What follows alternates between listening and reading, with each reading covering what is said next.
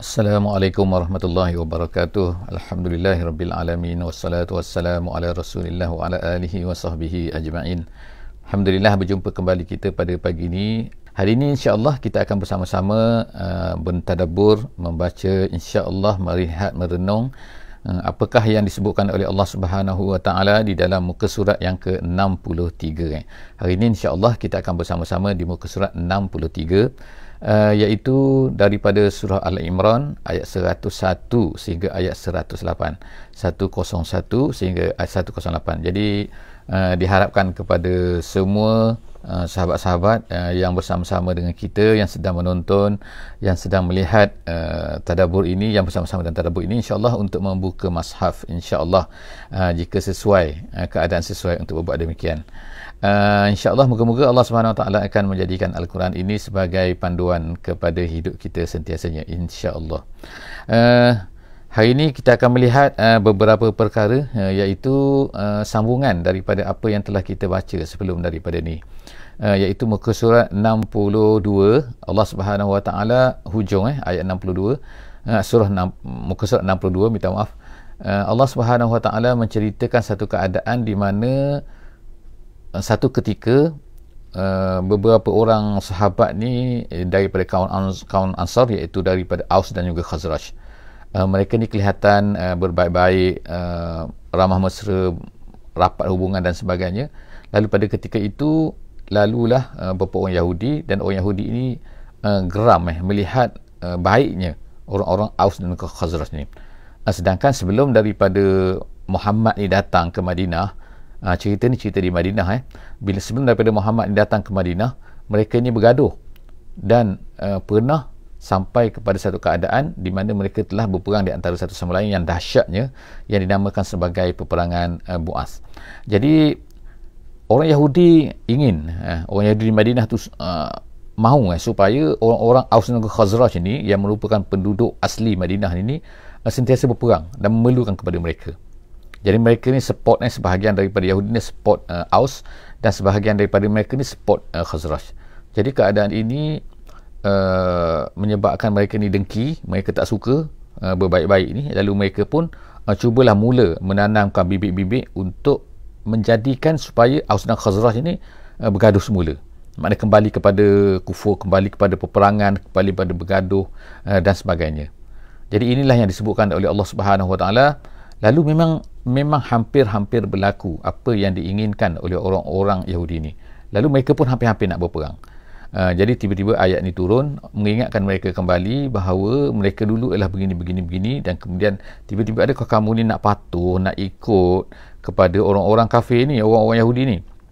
Jadi Allah Subhanahu Wa Taala turunkan ayat, jangan kamu mengikut, mematuhi, kerana mereka ni, iaitu orang kafir ni, orang Yahudi ni, memang ingin untuk mengembalikan kamu kepada kekufuran. Jadi Allah Subhanahu Wa Taala akan insya-Allah menyambung perbincangan tentang ni, nak ceritakan kepada kita. Ayat ini ayat 101 insya-Allah yang akan kita baca insya-Allah. A'udzubillahi minasyaitonirrajim. Wa kaifa takfuruna wa antum tutla alaikum ayatullahi wa fiikum rasuluh wa may ya'tasim billahi faqad hudiya ila siratin mustaqim. Sadaqallahul azim. Ayat ini Allah Subhanahu Wa Taala memulakan dengan wa kaifa. Wa kaifa ni bagaimana terjemahannya. Tetapi bagaimana ni dalam bahasa Arabnya nama dia istifham. Istifham ni banyak jenis, banyak sebab. Ada istifham tu memang lil istifham, memang nak tahu, nak tahu betul-betul bagaimana. Tapi istifham di sini ulama-ulama tafsir kata istifham ni istifham ta'jib, istifham instinkari, istifham istibad, istifham taubikh. Iaitu apa? Bagaimana kamu akan kufur ke? Kamu akan kufur ke? Tak.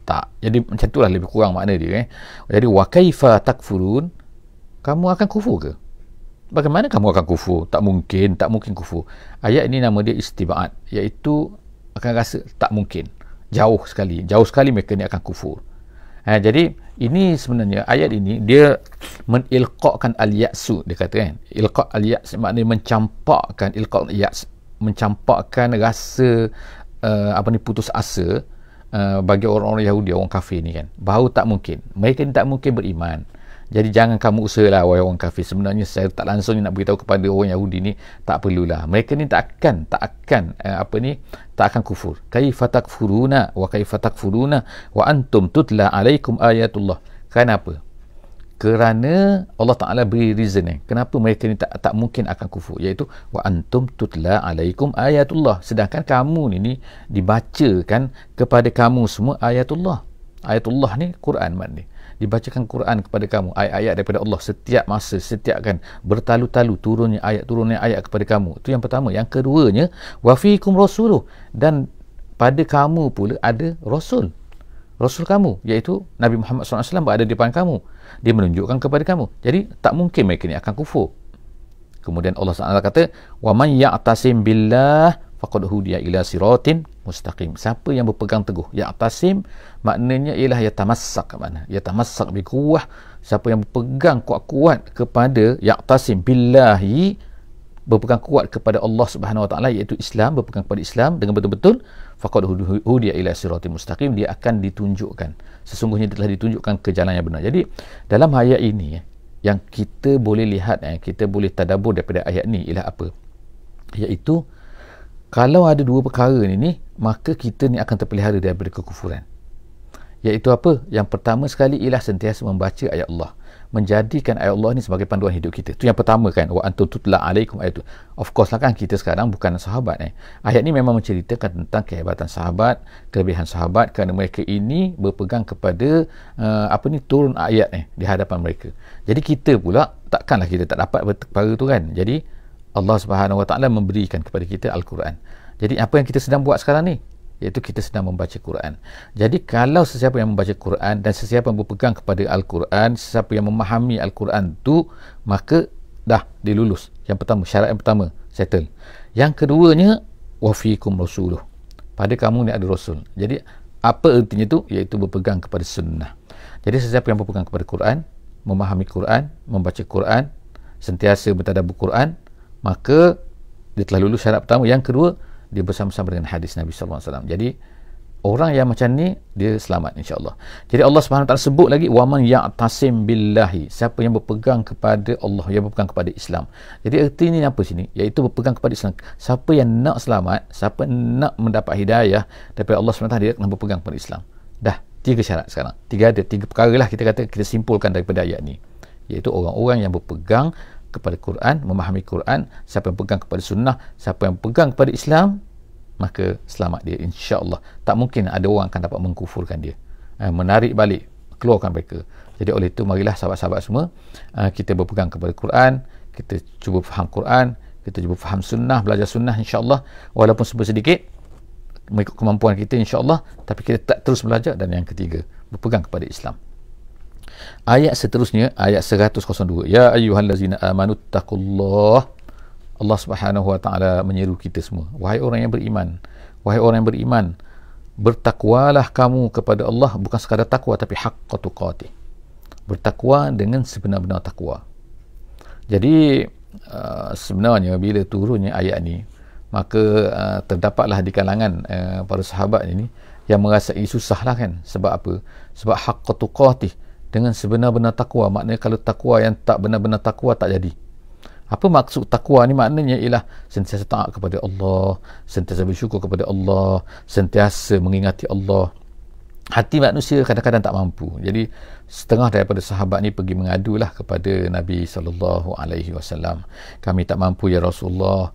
Kalau macam ni kan, kena bertakwa. Kalau bertakwa sikit-sikit tak cukup, kena bertakwa benar-benar takwa. Allah Ta'ala hanya terima benar-benar takwa. Jadi kami tak mampu. Lalu menurut setengah ulama tafsir, dia kata ayat ini kemudiannya telah dimansuhkan dengan satu ayat lain, iaitu apa? Ayat fattaqullah mastata'tum, bertakwalah kamu kepada Allah sekadar kemampuan kamu, mengikut kemampuan kamu. Maknanya kamu adalah cuba habis-habis tenaga, habis-habis mampu untuk bertakwa kepada Allah. Setengah ulama kata ayat ini dinasahkan, tapi setengah ulama lain kata tak, dia tak dinasahkan, cuma dia adalah mengcomplete each other. Maknanya ayat bertakwalah kamu sekadar kemampuan kamu itu adalah nak menafsirkan apa yang Allah Subhanahu Wa Taala sebutkan di sini, iaitu Allah Taala sebut sini apa? Bertakwalah dengan sebenar-benar takwa. Kemudian Yang keduanya, part yang kedua daripada ayat 102 ni, ialah Allah Ta'ala berkata, wala tamutunna illa wa antum muslimun. Janganlah kamu mati melainkan kamu ni dalam keadaan muslim. Ertinya ialah hendaklah kamu berterusan. Bukan jangan kamu mati bila kita tak Islam. Mana kita tahu mati tak mati kan? Tapi bila maksud ayat ni, usbutu, sabatlah kamu, berterusanlah kamu kan, beradalah kamu di atas jalan Islam ni, berterusanlah. Jangan walaupun seminit kamu bagi can kamu ni tidak Islam, jangan. Kerana apa? Takut nanti semasa kamu tak Islam itulah kamu mati. Jadi Allah Subhanahu Wa Taala kata, wala tamutunna illa wa antum muslimun. Hendaklah kamu bertakwa, berterusan beriman, supaya mati kamu mati dalam Islam. Jadi mati pun cari time kamu tak Islam tak ada. Dia memang kamu sentiasa Islam. Jadi oleh kerana itulah berterusan dalam keadaan Islam, supaya mati kita mati dalam keadaan Muslim. Iaitu maksud Muslim ini, tafsir jalan lain sebutkan, iaitu muwahhidun, artinya iaitu mengesakan Allah Subhanahu Wa Taala. Itu erti Muslim di sini. Erti apa ni bukan hanya sekadar Muslim dari zahir, tetapi ertinya ialah iaitu seorang yang menerima la ilaha illallah, seorang yang beriktikad dengan iktikad yang benar. Iktikad kita lah yang kita jadi orang beriman, jadi orang Muslim. Kemudian seterusnya ayat wa'tasimu, Allah Ta'ala kata berpegang teguhlah. Sekarang ni dah habis satu babak tu kan, kita kata kan, sekarang ni masuk kepada satu babak yang lain, iaitu Allah Ta'ala nak ingatkan kamu. Kamu dulu macam ni, kalau ikut asalnya ialah masih kepada orang-orang Aus dan juga Khazraj yang di Madinah tadi, yang kita cerita tadi tu. Jadi Allah Ta'ala kata wa'tasimu bihablillah, berpegang teguhlah kamu. I'tisam tadi, i'tisam dia tamassaku maksudnya. Berpegang teguhlah kamu bihablillah, artinya ialah dengan tali Allah, ataupun dalam tafsir kata itu dengan Islam. Hendaklah kamu berpegang teguh dengan Islam tu. Itu maksud tali Allah. Jadi Allah Ta'ala sebutkan Islam ini seperti maknanya tali kan. Kenapa? Kerana dialah yang menghubungkan kita dengan Allah Subhanahu Wa Taala. Islam lah kan. Kalau kita ni tak ada Islam, habislah kan kita kan hubungan. Atau juga maknanya ialah ini Allah Ta'ala berikan kepada kita ni supaya kita berpegang kepada Islam sama-sama, seolah macam tali kan. Siapa yang nak kepada Islam, artinya dia ni adalah bersatu, kita ni sama-sama kan, dalam berpegang kepada satu benda yang sama. Jadi jami'an, Allah kata semua sekali hendaklah berpegang teguh dengan Islam tu. Kemudian Allah kata wala tafarraqu, ni larangan, ini suruhan, ini larangan. I'tisam, pegang kepada Islam, dan kemudian jangan berpecah belah. Wala tafarraqu, jangan berpecah. Maksud tafarraqu ni lah iaitu berpecah belah selepas daripada Islam. Kalau dah Islam dah, kemudian kita, kenapa kamu ni tiba-tiba berpecah belah? Kamu nak bergaduh sama-sama kamu kan? Kamu nak orang ni kata macam ni, orang kata macam ni kan? Tapi berbeza dengan berbeza pendapat. Berbeza pendapat lain. Berbeza pendapat bukannya tafarraqu. Tafarraqu ni artinya ialah bergaduh kan? Bergaduh hati maknanya. Jadi kalaulah kita ni berbeza pendapat, itu maknanya akal saja. Akal. Pendapat saya macam ni, pendapat awak macam tu, tak apa, no problem. Yang penting hati kita satu. Yang tak bolehnya ialah hati ni tak sama. Hati ni bergaduh kan? Walaupun kadang-kadang akal sama, nampak sama kadang, pendapat saya dengan pendapat awak sama, tapi sebenarnya hati ni benci dan sebagainya kan. Jadi tu yang tak boleh kan. Jadi Allah Subhanahu Wa Taala ingatkan kita sini wala tafarraqu. Wala tafarraqu. Kemudian Allah Ta'ala kata wazkuru ni'matallah. Allah Ta'ala ingatkan balik dulu sebelum daripada kamu Islam ni kan. Bagaimana keadaan kamu? Allah Ta'ala kata wazkuru, ingat dulu ni'matallahi alaikum, nikmat Allah ke atas kamu, iaitu apa? Sebelum kamu Islam, kemudian kamu telah diberikan Islam. Jadi Islam tu adalah merupakan nikmat Allah. Sebab itulah kita selalu sebutkan, kita katakan nikmat yang paling besar apa? Itu nikmat Islam.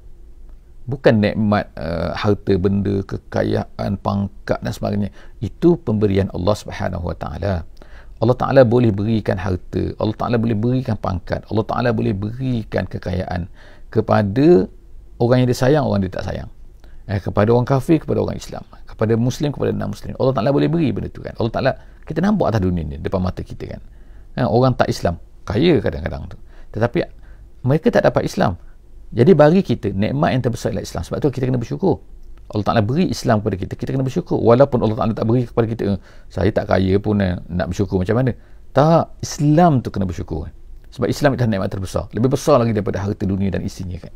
Jadi oleh kerana itu Allah SWT kata wazkuru ni'matallahi alaikum, ingatlah nikmat Allah Ta'ala yang diberikan kepada kamu tu, alaikum, kepada Aus dan Khazraj ni. Orang Muhajirin kira tak masuk dalam sini. Tapi sekarang ni ayat ini untuk kita semua lah kan.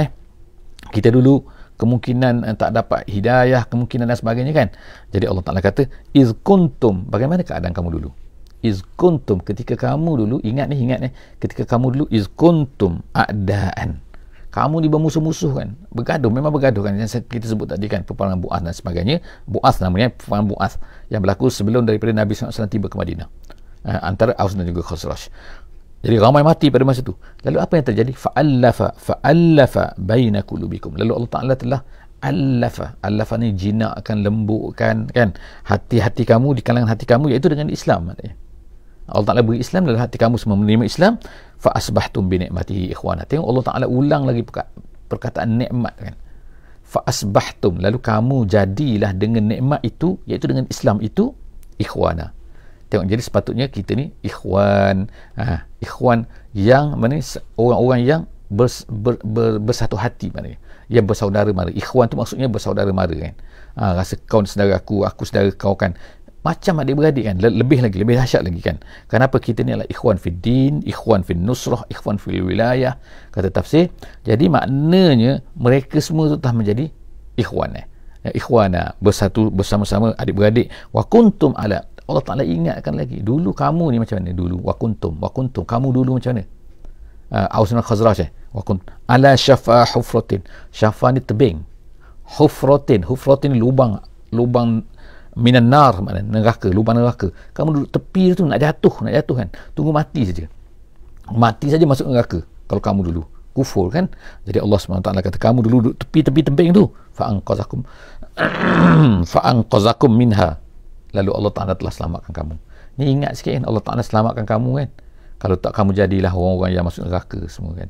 Tapi kita lah ni nak cerita ni kan, kita lah kan Allah Ta'ala selamatkan kita kan. Dulu kita ni tak tahu Islam, mungkin zaman dulu kan, nenek moyang kita dulu kan, tu sebelum daripada kedatangan Islam, macam mana hidup mereka kan, kufur kan. Lalu Islam datang, kita kena rasa itu nikmat yang Allah Ta'ala berikan kepada kita. Allah Ta'ala selamatkan kita. Kadzalika yubayyinullahu lakum ayatihi la'allakum tahtadun. Macam itulah Allah Ta'ala kata, dia telah menyerangkan kepada kamu tanda-tandanya, ayat-ayatnya, sehingga kita nampak, sehingga kita menerima Islam. La'allakum tahtadun, moga-moga kamu ni dapat petunjuk daripada apa-apa tanda yang telah Allah Ta'ala berikan kepada kamu. Seterusnya kita akan baca ayat yang ke-104 insya-Allah. Wal takum minkum ummah, dan hendaklah ada satu golongan, sebahagian daripada kamu, minkum ummah, satu kumpulan, satu grup, satu kumpulan. Allah Subhanahu Wa Ta'ala sebut sini ialah dia katakan sini hendaklah ada sebahagian daripada kamu. Tapi terjemahan sebahagian daripada kamu ni ada perselisihan ulama sikit. Kenapa? Asal makna minkum ni ialah daripada kamu, sebahagian daripada kamu. Jadi min ini, ulama-ulama tafsir berbincang, adakah min ini litab'id nama dia, iaitu memberi makna sebahagian ataupun memberi makna sifat. Kalau memberi makna sifat, erti dia dah jadi berbeza. Dia jadi macam mana? Wal takum minkum ummah, hendaklah kamu ni menjadi umat, bukan sebahagian daripada kamu, tak. Dia akan jadi min, itu adalah min, dipanggil min zaidah, zaidah dari segi bahasanya, tetapi bukan zaidah dari segi makna perkataan, tak. Jadi dia akan berubah jadi macam ni. Jadi dalam ayat ni dia ada dua makna. Yang pertama sekali, hendaklah ada sebahagian daripada kamu. Tapi satu makna lagi ialah hendaklah kamu ini menjadi umat, kerana kamu dah dapat hidayat. Jadi kita boleh terima, tapi kedua-duanya itu adalah tidak menafikan kewajipan kita ni berdakwah di jalan Allah Subhanahu Wa Ta'ala. Iaitu semua daripada kita sebagai umat Islam ni memang umat yang mestilah bekerja. Cuma ada yang sebahagian tu involve betul-betul, ada sebahagian tu akan membantu mereka ni. Jadi Allah Subhanahu Wa Ta'ala kata, hendaklah kamu ni menjadi umat yang yad'una ilal khair, mengajak kepada khair. Khair itu makna al-Islam. Kata tafsir jalan lain, hendaklah kamu mengajak kepada Islam. Wa ya'muruna bil ma'ruf, kamu beramal ma'ruf. Wa yanhauna 'anil munkar, dan kamu nahi munkar. Iaitu kita tak perlu explain kat sini perkara ni kan. Wa ulaika humul muflihun, orang yang macam tu Allah Ta'ala kata itulah yang dia berjaya. yang tak menunaikan tu tak berjaya. Maknanya kalau dia beriman saja, minkum saja, kum saja kan, kamu saja, tapi kamu tidak menyeru tu kan, yad'u ila khair, berdakwah kepada Islam. Yad'u tu maknanya dakwah kan. Yad'u mengajak, yad'u da'a, yad'u dakwah, mengajak kepada. Jadi syarat nombor satu nak berjaya ni ialah mestilah dakwah. Yang keduanya, syarat yang kedua ialah amar ma'ruf. Syarat yang ketiga ialah nahi mungkar. Itu adalah tambahan kepada sifat kamu sebagai orang beriman. Sebab beriman ni baru mencukupi syarat yang pertama. Itu of course lah dasar utama kan. Tapi Allah Ta'ala sebut lagi kan, 3 sifat lagi untuk kamu ni berjaya, ialah dakwah, amar ma'ruf dan juga nahi mungkar. Seterusnya Allah Ta'ala kata wala takunu. Sekarang ni Allah sebut kan wala takunu, maknanya jangan kamu jadi macam mana, jangan jadi macam mana. Allah Ta'ala nak kamu ni jadi macam ni, tapi jangan kamu jadi macam ni, jangan jadi macam mana, iaitu wala takunu kallazina tafarraqu wakhtalafu min ba'di ma ja'ahumul bayyinat. Iaitu jangan kamu jadi, sebenarnya Allah Ta'ala sebutkan sifat-sifat ini adalah sifat-sifat orang-orang Yahudi dan juga Kristian sebelum daripada kamu, wahai umat Muhammad. Iaitu apa? Jangan kamu menjadi seperti orang-orang yang tafarraqu, iaitu yang bercerai-berai. Bercerai-berai macam mana? Iaitu bercerai-berai daripada agama. Kata tafsir kata, iaitu tafarraqu anid din, orang yang berpecah daripada agama. Macam mana berpecah daripada agama? Contohnya kan, iaitu mereka ni berpecah-pecah kan. Orang Kristian banyak pecah-pecahan dia, orang Yahudi banyak pecah-pecahan. Orang ni cakap macam ni, orang ni cakap macam ni, orang ni cakap macam ni. Allah Ta'ala tafsirkan lagi selepas itu, wakhtalafu, mereka ni berpecah belah, ikhtilaf kan. Ikhtilaf ni maknanya banyak sangat pandangan. Sebab itulah Nabi SAW dalam satu hadis kata bahawa orang Yahudi berpecah kepada gini-gini, banyak kan. Orang Kristian berpecah kepada gini-gini, dan umat aku pun akan berpecah juga.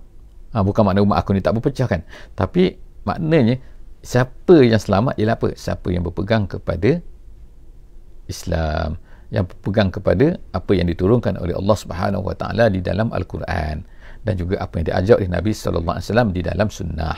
Jadi erti sini ialah Allah Subhanahu Wa Taala kata jangan kamu jadi seperti orang Yahudi, orang Nasrani, orang Kristian yang mana mereka ni tafarraqu, berpecah daripada agama. Kemudian tu wakhtalafu, berbeza pendapat pula. Jadi adakah tak boleh berbeza pendapat? Boleh berbeza pendapat dalam masalah furu'. Dalam masalah usul tak boleh berbeza pendapat. Usul ni perkara asas. Perkara asas dalam agama tak boleh. Ada orang cakap macam ni, tak boleh. Satu saja perkara asas dalam agama. Perkara furu', perkara cabang, kita kata nak tangan letak di mana ke, batal tak batal air sembahyang ke, bagaimana nak basuh najis bila terkena babi ke dan sebagainya.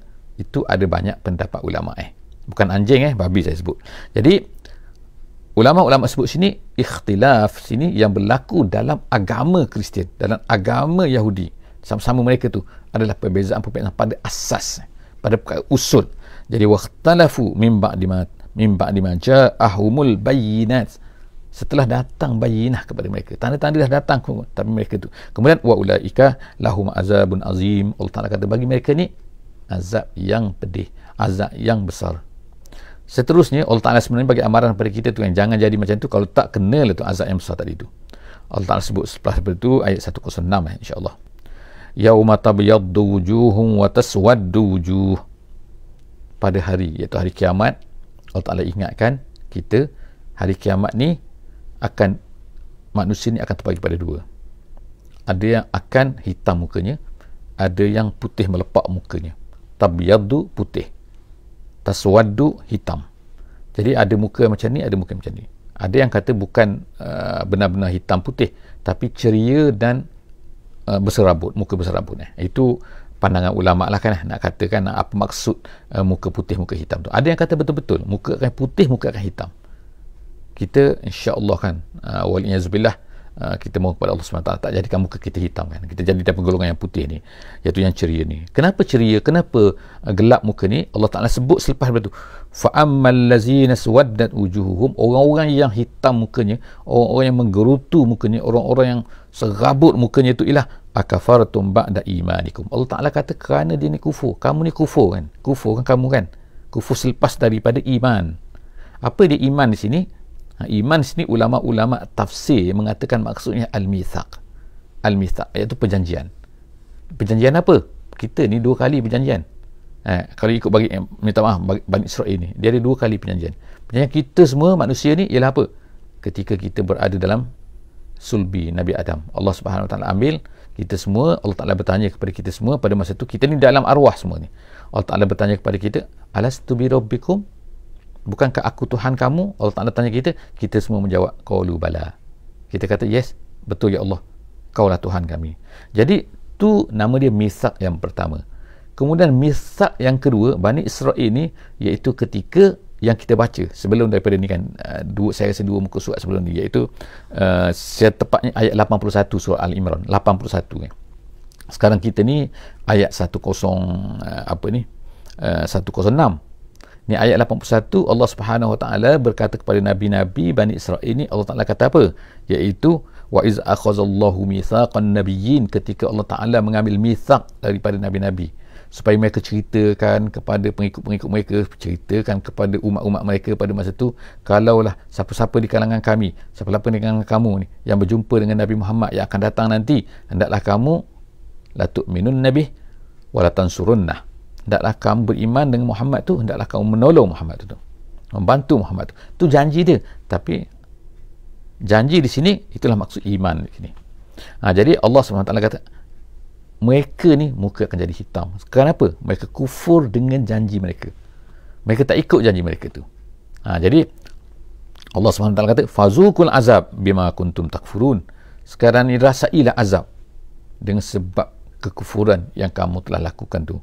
Kekufuran kamu iaitu kamu telah tidak menunaikan janji kamu untuk beriman dengan Nabi Muhammad, untuk membantu Nabi Muhammad. Jadi bayangkan ayat ini turun dalam keadaan maknanya orang Yahudi ada di situ. Allah Ta'ala turunkan ayat ini nak ceritakan, tengok kan, wahai orang Yahudi, dengar ni Yahudi, ayat ni dibaca, mereka faham ayat Quran ni kan. Orang Yahudi bahasa Arab pada masa tu. Jadi Allah SWT seterusnya selepas sebut wa ammal lazina biyaddat, orang yang putih tadi macam mana, orang yang ceria tadi macam mana, siapa mereka orang yang ceria tadi? Allah Ta'ala kata wa ammal lazina biyaddat wujuhuhum fa fi rahmatillah. Allah Ta'ala tak sebut. Jadi maknanya lawan tadi kan, iaitu orang yang tidak kufur, orang yang beriman dengan Nabi Muhammad, orang yang terima Nabi Muhammad, orang yang bantu Nabi Muhammad. Syarat dia 2 kan, iaitu la tu'minun nabihi wa la tansurunnah. Iaitu beriman saja tak cukup, tapi hendaklah bantu Muhammad tu.